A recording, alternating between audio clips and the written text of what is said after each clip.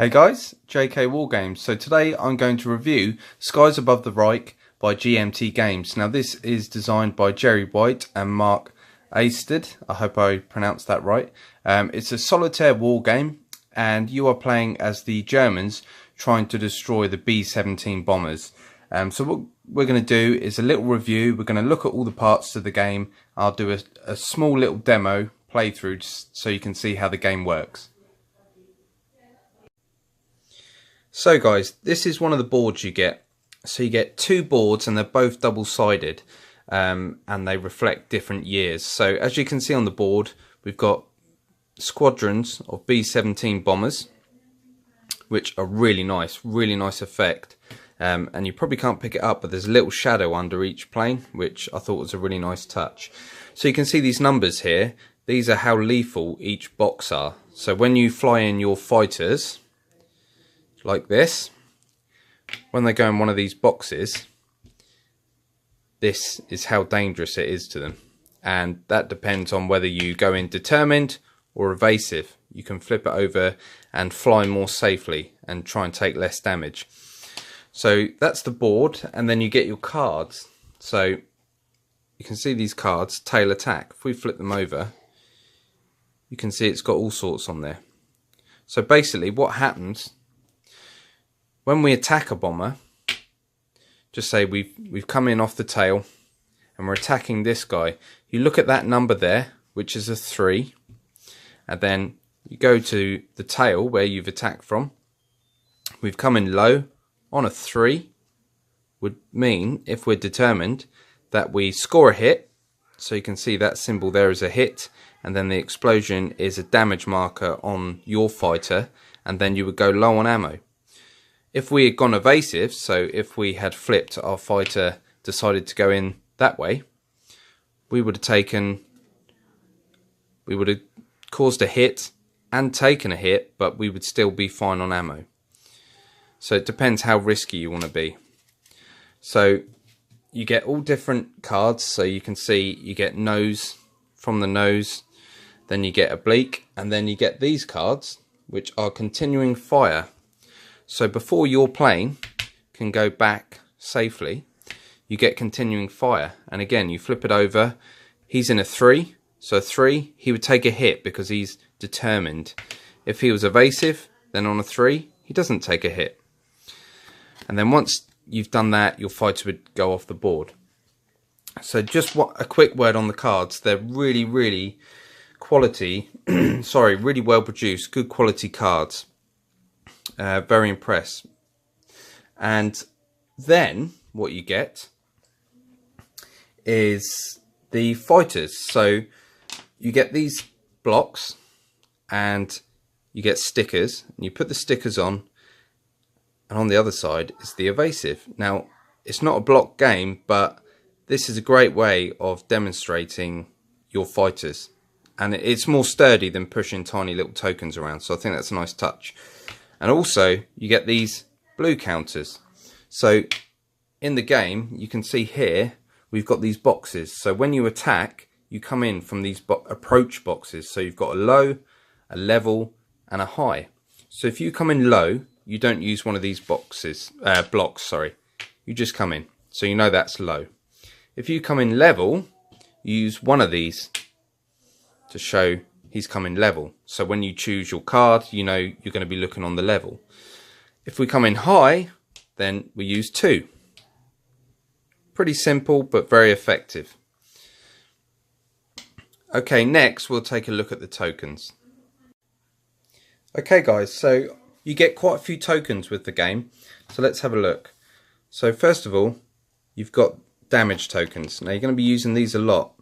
These tokens are when you get a hit on a bomber, you're going to randomly draw how many tokens. So if you get one hit, you're going to draw 1 token randomly and then perform the action. So that says a 6. So 6 engines. So you need to roll a 6 or higher and that plane will fall out of formation. That's what that arrow means. But if you got one with this on it, which is an explosion, if you rolled a 10 or more, then the bomber would be destroyed. And then if you didn't roll a 6, you then flip that over and it causes an amount of damage on a bomber. So once a bomber takes 10 damage, he's destroyed. So that was a 0 on that one, but you can see on another one there's 2 damage, that's 1 damage. You can get 4 damage.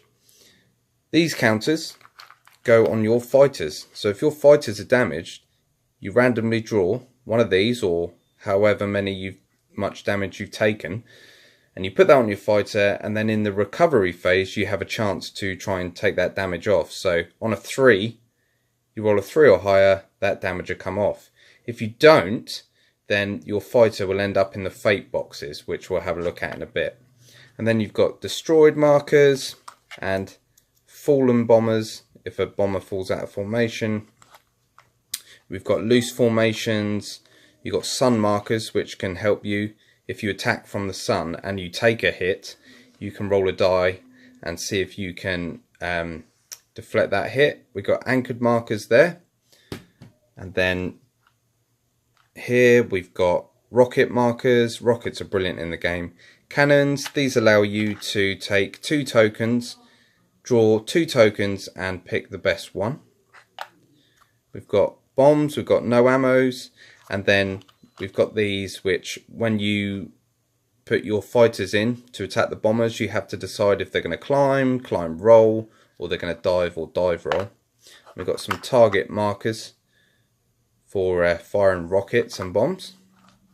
And then over here is the escorts. So one word about escorts in this game, they are brutal. If you get caught by escorts, good luck. So you can see here, flip it over, P51 Mustang, and that 3 means there'll be 3 of them, which we'll have a look at in a bit. And then we get these position. If you attack with 4 or more fighters in a determined mode, let's double check that. Yep. Then you get a swarm, and this allows you to put 2 hits on any bomber in the element. And then you get a rot token, which you can cancel a hit on one of your fighters, which is really handy. And then we've got Spitfires. Then you get your little tokens for your flight limit, your mission turns. So the tokens are brilliant, really nice. I just keep them in these little trays to keep it tidy. So next I'll show you the rule book and the play aids, and then we'll have a quick playthrough. Okay guys, so the player aids in this game are amazing. So as you can see here, it tells you everything you need to know about the tokens. Everything is really clear, and then you get these numbers 45, so you can go to the rule book, go to page 45, and it will tell you more about damage markers. You flip it over, look, there's more about the sun, attacking advantage. If we flip this open, it goes into more detail about being determined mode, evasive mode, what attachments do, and then this folds out. This section here is for when you fight escorts. So you're going to be rolling a dice, you're going to be asking yourself, are the fighters higher than escorts, yes or no? You're going to find out what plane they are. You're going to roll and then see what happens on the table. So you can see an X is a killed, a B is when your fighters break off, which happens most of the time, and it's really frustrating. And then you've got a chart for bombs, I won't go into detail about that, for rockets as well. So the player aids are really well put together. Quickly, this one here is when you start a mission, you're going to take the year that you're in. So let's just say we're in 1942. 1942, we then roll a die and see what side of the map we're going to use. So let's just say we roll a 1, you're going to use map 2. Then you roll again to see if you're going to be playing an inbound, near target or outbound. On an inbound mission, you're going to score 2 points for every bomber destroyed. On a near target or outbound, you're going to score 1 victory point. Then you would come over and roll for OP. So as the years go on, if you're playing campaign, you get more and more OP to use. And OP is basically your points for what you can take, what planes you can take. And then you're going to roll for escorts. So if you're lucky, you can see on an inbound mission, you're going to be up against escorts no matter what. So we won't go into detail about that, but once you're going to pick your force, you come over here and then you can see the cost. Oh, it's 1 OP for a fighter. So I've got 6 OP. Right, I'm going to take 6 of my fighters, and they can be armed with armor, cannons, rockets, but obviously you need the points to do that. So this is great. This is what you're going to use this quite a lot when you're setting up. And then we have this book here, Situation Manual. You're going to use this the most probably. So basically you take the map you're going to use. So let's just say we're on map 2 and we're playing an inbound mission, so we need to go to page 7. So we'd go to page 7 like so, and then you can see there is where we set up. Basically, if I can fit that on the camera, you're going to roll a dice on setup, and that's going to tell you if any bombers are taking flak damage. So if we roll a 1, no one's taking damage. A 2, that guy there on the map would take, you take 1 token and assign it to them. As the years go on, more and more damage happens, and then we're going to roll to see if we're anchored. Then we're going to roll to see what position the sun is in. We roll for tactical points, flight limit, and then you're ready to go.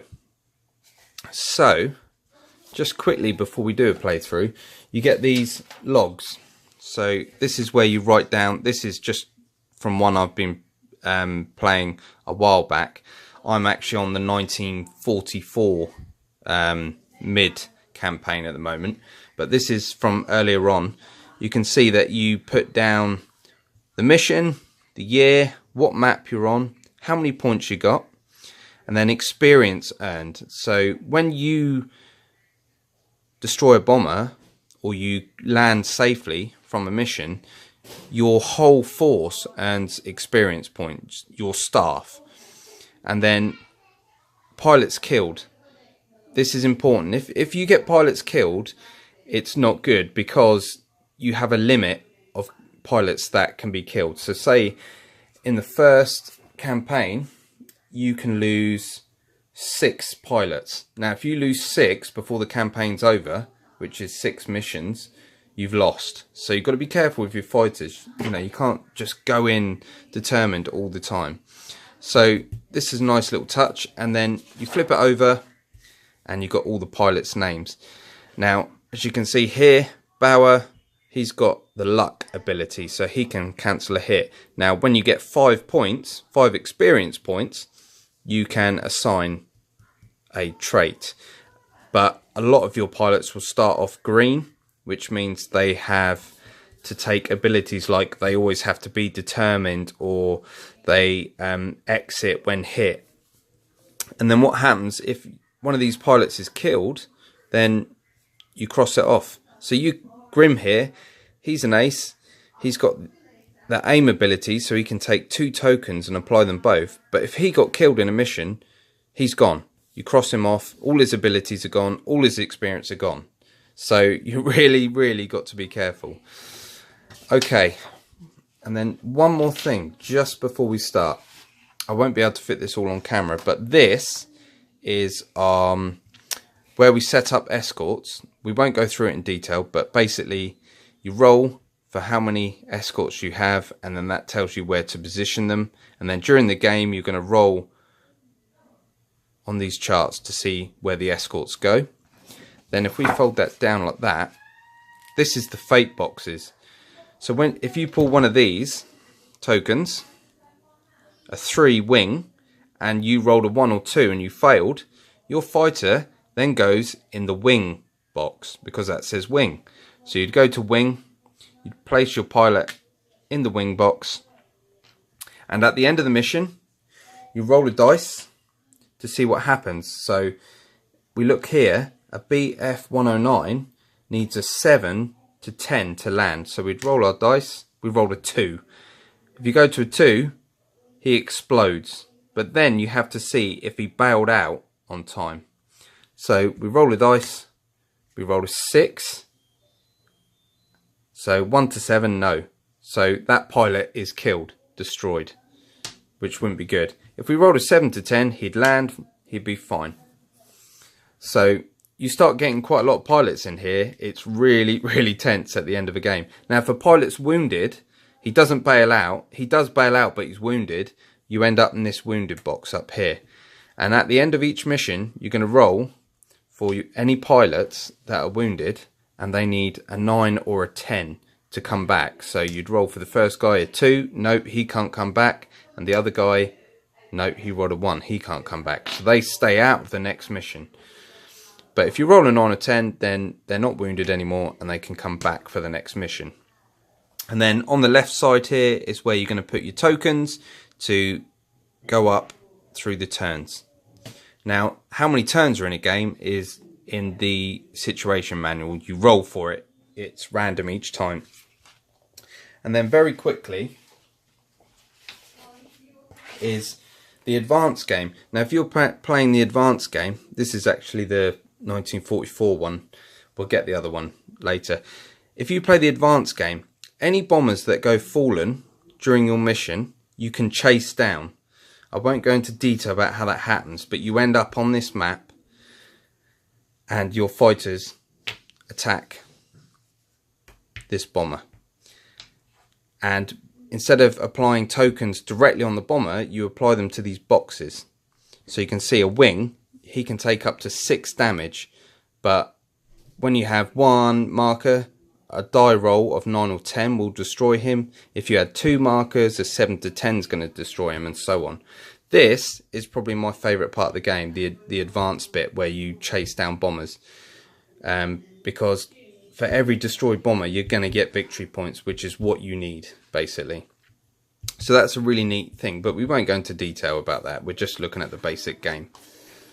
Okay, so let's do a playthrough. Okay guys, so I'm just going to do a really quick demonstration of how the turn works. So the first thing that would happen is we roll for flak. So we'd roll our dice, we then look in the situation manual, and that would tell us where to assign tokens randomly. And again, you would carry out these effects. So let's say the manual said this guy and this guy. So this guy here, if we roll a 10, he's destroyed. We rolled a 10. So you'd pull a destroyed marker, put that on that bomber, and we just earned ourselves a victory point. Or if we were playing an inbound mission, 2 victory points. And that token goes back in the pot. This token here, for this guy, we need to roll an 8 or more. We rolled a 4, so nothing happens. You'd flip that over, and he takes 3 damage.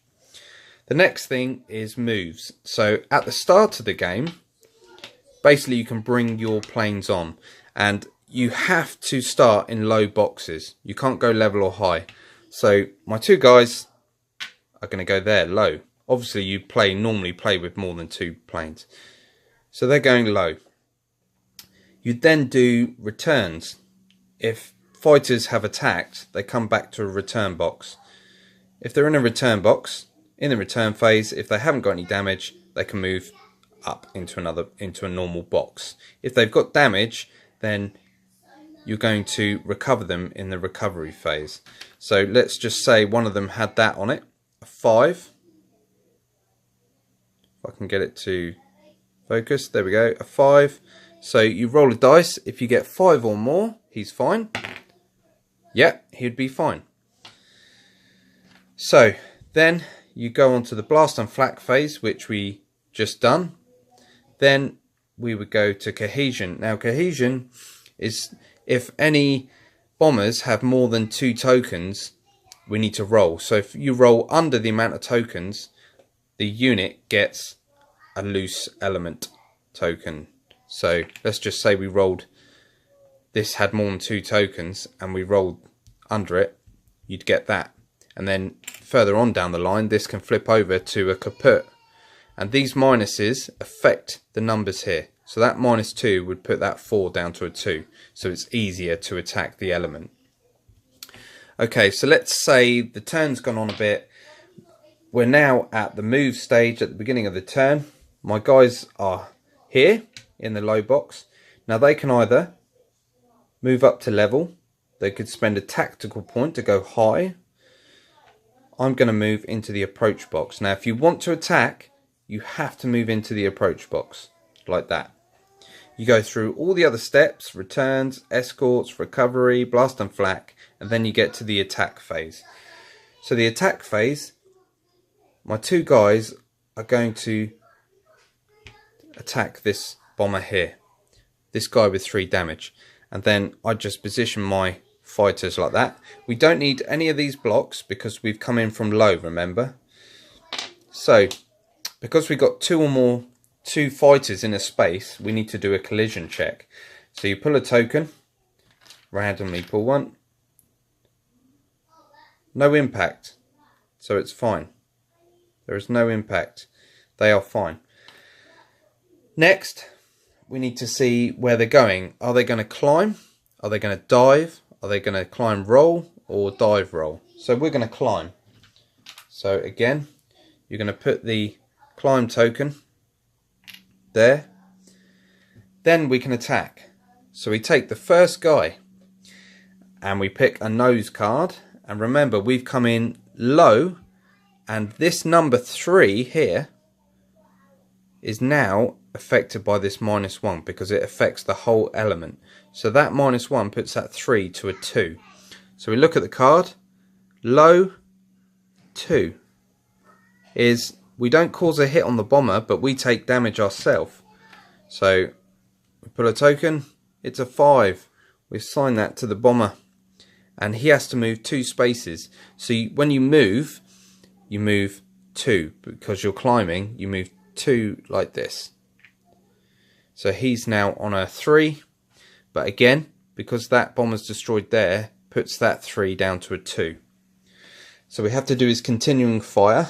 So he's being shot as he flies through the bombers, and he's on a 2. Oh no, he's determined to, he takes another token. Let's find one. It's a 7. So he's got 2 damage tokens on him. And it also says underneath there, if climbing or climb rolling, break away to tail position. So we have to break away to the tail position. So we can't climb up to the tail where we want it to be. We have to dive down. Okay, so he dives down to the tail position, but he has taken a lot of damage. But remember, if 2 or more fighters are in the same box, we can use this token, Rot. We can cancel a hit. So I'm going to cancel the 7 to give us a better chance of removing that 5. So our last guy is going to attack. Nose, low 2. Nose, low 2. Well, let's just say for the purposes of this playthrough, he does cause damage. So you would take your damage marker, a 7. If we roll a 7 or more, we roll a 10. That bomber would fall out of formation because of that red arrow. So you grab one of these, a fallen token. He now falls out of formation. And because he's fallen, you can take the tokens that were assigned to him, and you put them on the turn track, and you can chase him down in the advanced game. But we're not going to go into that. So he's fallen. This guy took a hit as well, and we haven't got a token to put on him. So we draw this token here, which is a 4. We apply that to him. His continuing fire, he takes a hit. If diving, change to evasive mode. If already in evasive mode, skip continuing fire. Well, no, we're determined and we're climbing, so we take another hit. So it's not good news. And we pulled a 3. He now goes up here to the return box, because the other guy couldn't because of the effect of the card. So that's all attacks. Remove that climb token. Then you go into the next turn. So moves, returns. We can't move our guys out our planes out of the return boxes because we have damage. This is where we get to the recovery phase. So this guy here has a 5. So we're going to roll our dice, and we need a 5 or more. We've rolled a 3. That's not good news. So we look at the token. It's a 5 fuselage. So we have to stick this fighter in the fuselage fate box, which you'll see in a minute. The next guy has 2 on him, so he needs a 3 or higher. No, he rolled a 2. So again, 3 fuselage, so he's in the same box. So our guys end their mission in the fate boxes. So if we had no more fighters, we've got to the end of the game, we've scored a victory point. Now we're going to look at how we resolve the fate boxes. Okay guys, so this is the fate box. Both our fighters had damage and we did not recover. So we now need to roll. So you can see a BF 109. On a 7 to 10 it's going to land. On a 5 to 6 it's going to crash. 2 to 4 it's a fire, and 1 it explodes. So we're going to roll for this first guy. We roll a 6. So on a 5 to 6 it crashes. So we need to see if we bail out. So we now roll a dice. We've rolled a 6. On a 5 to 6 we're wounded. So the pilot got out but he's wounded. That means he goes up in the wounded box. Now going to roll for this guy. We roll for him. He rolls an 8. So an 8 he lands. On a 7 to 10 he lands. So he had earned an experience point for coming home from the mission. He's fine. This guy in the wounded box cannot come back. He can, sorry, but you need to roll at the beginning of each mission. You need to roll a 9 or a 10 and he can come back. So let's say we're playing the next mission, we roll our dice. No, rolled a 1. We can't use that pilot. So basically guys, that's how the game works. I'm not going to go into the advanced game, but all I would say is this is a brilliant, brilliant solo game. I really enjoy it. I definitely recommend it. So I hope you enjoyed this one guys. Skies Above the Reich by GMT Games. Go and check it out and I'll see you soon.